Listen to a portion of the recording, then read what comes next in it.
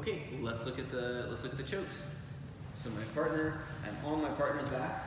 We're gonna make a couple quick notes about maintaining back control and how we hold when we're back here. So my hooks are in, so I have feet over my partner's thighs. I'm gonna be pulling back on the heels lightly, just enough that my partner can't like kick his leg and shake me free. So if my partner like kicks his leg straight, it should not dislodge my leg. If you're totally loose here, if your partner like kicks, your hook can fall off. So don't do that, right? You should have enough backward pressure that you're like fairly stuck to your partner. You shouldn't be squeezing. I'm not like trying to make my partner uncomfortable here because I'm gonna burn myself out. So I'm just like trying to take up empty space between my partner and I.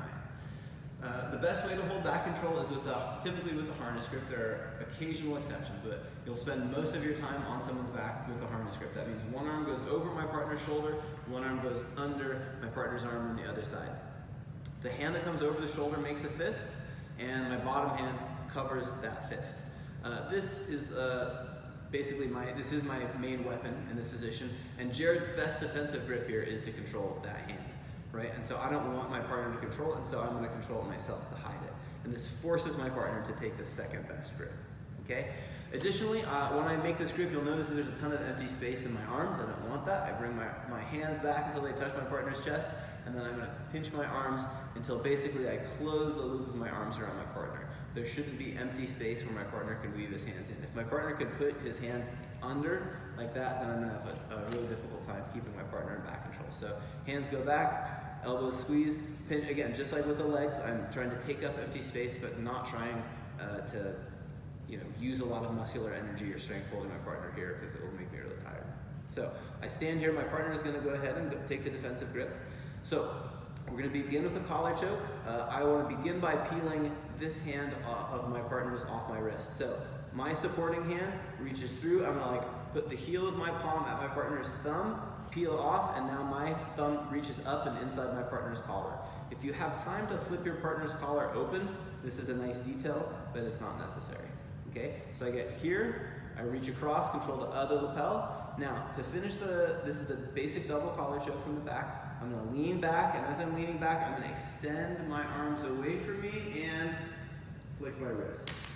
Okay, so a common beginner mistake here is to feel like this choke needs flexing from the back. So people grab collars and they do this, okay? And it's the opposite. We are gonna be extending our arms here. So I attach myself to both collars and my arms are essentially doing this.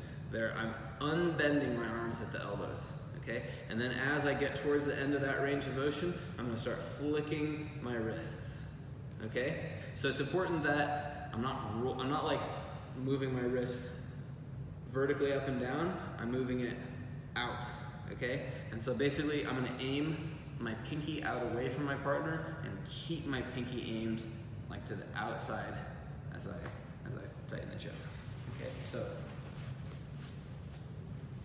harness grip. One other thing to keep in mind is I'm gonna lean my partner back just enough that I am taller than my partner. I should be able to put my head on his shoulder, okay? If my partner is taller than me, that actually makes it really difficult for me to attack the chokes, because now when I go to reach around his neck, it's difficult for me to reach far enough. So if my partner's taller than I am, I have to lean him back a little bit more. If he's shorter, I might have to lean him back a little bit less. But I want my shoulders to be just a couple inches higher than my partner's, okay? Peel my partner's hand off, reach thumb inside the collar, get my other hand reached across to the other side, and again, extend my arms.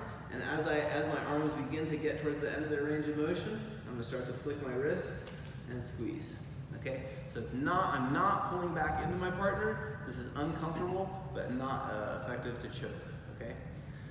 Two kind of last points, just for control. I'm gonna put my sternum, I'm envisioning my sternum going between my partner's chest, between his shoulder blades, so that, and then I'm gonna press my chest into him. And that way, if my partner goes to rotate one way or the other, he brings me with him, okay? So I can't necessarily stop Jared from moving, but he shouldn't be doing any movements that I don't end up following, okay?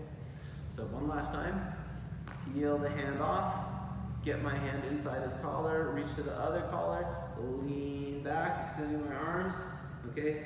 Flick my wrists,